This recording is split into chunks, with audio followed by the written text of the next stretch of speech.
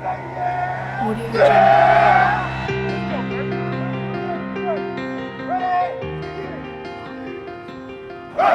I played sports my whole life. My dad was real into sports. My family was real into sports. I'm the oldest.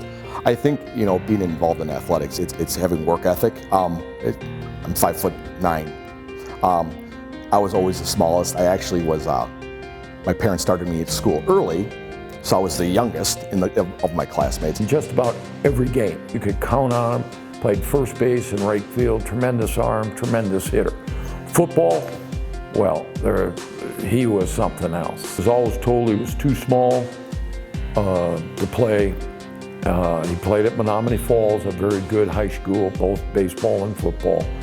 But he was always worried about his size. And I think that drove him. He had very good parents. All three of the sons played. I think he wanted to prove to everybody that I can play and I can do this, and boy did he ever. I think just the work ethic, the drive to want to get better and everything, pretty much perseverance, not quitting. I think those type of things not only help with athletics, but just in life in general. When you think of raw, natural power, Tony's got that. Some kids just have that natural raw ability. You see him tip an offensive lineman that might be 6'4", 260. You can buckle him like the best of them. His work ethic was about watching film and breaking down film to know what's going to happen, and then also to have his teammates be aligned so that we would have success. He was smart, mates put him in good positions, he understood the position, and Tony just made plays. And big plays, big sacks, big interceptions for touchdowns.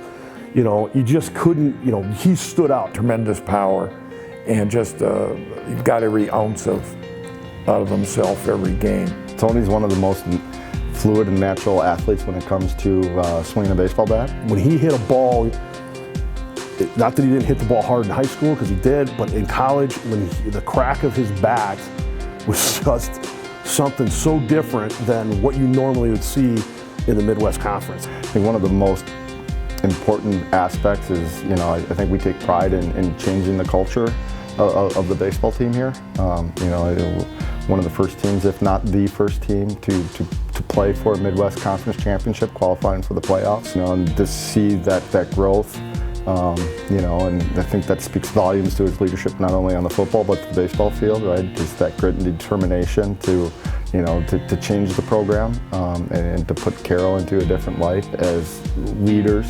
Tony being a unique leader that he was, right, encompassed the message that was shared from, whether it was Coach Fleece or Coach Mason Elder, Coach Rickert, and held teammates accountable to those standards. When it came time, when the whistle blew, those guys were something, and Tony was their leader. It was a great experience. Prepared, obviously, for being on your own. It established those friendships that you have forever. I got smarter. Met my wife here, Mason Rickert. I could talk about them forever. It's about relationship building. I think what I learned from them is to be successful, to get your kids to be successful, you got to establish a relationship. You got to get to know the kids on a personal level, not having nothing to do with whatever the endeavor happens to be, sports, whatever, work. But once that is established, the trust becomes established, things like that, and that then lends to whatever you're doing. It makes it an easier transition. Kids, in my job today, kids are more willing to listen and respect and actually follow kind of the advice you're giving them. Kids, they believe you, they trust you, they know you're looking out for them.